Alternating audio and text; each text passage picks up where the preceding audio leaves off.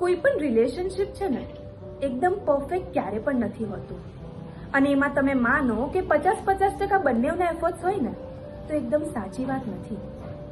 ક્યારેક 60% એ આપે તો 40 મારું હોય, ક્યારેક 30% હું આપું તો 70 એનું હોય, ક્યારેક 5% પણ હું આપીશ ને તો મને વિશ્વાસ છે કે 95% પર પહોંચીને અમારા સંબંધને સાચવશે. પરંતુ જરૂરી છે એ એફર્ટ્સ, એ પ્રયાસ સંબંધને સાચવી રાખવા માટે. બસ તો એના પર જ લખી છે, થોડું તારું ને થોડું મારું.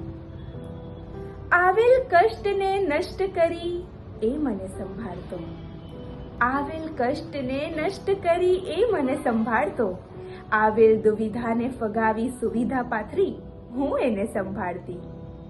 મારા મમ્મી પપ્પા એના મમ્મી પપ્પાની છબીઓથી અમારા કક્ષને સજાવતો, ઉંમરે સાથીઓ કરી અને આસો પાલવનું તોરણ બાંધી હું અમારા ઘરને સજાવતી.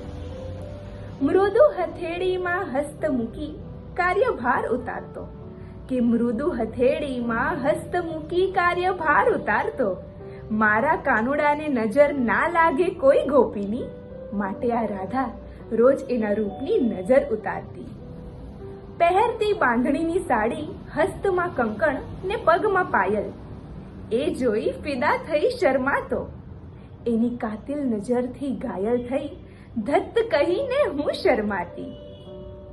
રોજ રાત્રે અરીસા પર લાગેલી મારી બિંદીઓના ખજાનાને એ નિહાળતો, કે રોજ રાત્રે અરીસા પર લાગેલી મારી બિંદીઓના ખજાનાને એ નિહાળતો, બારી પાસે બેસી હું ડાગના ચંદ્ર કરતા મારા અસલી ચાંદને હું નિહાળતી.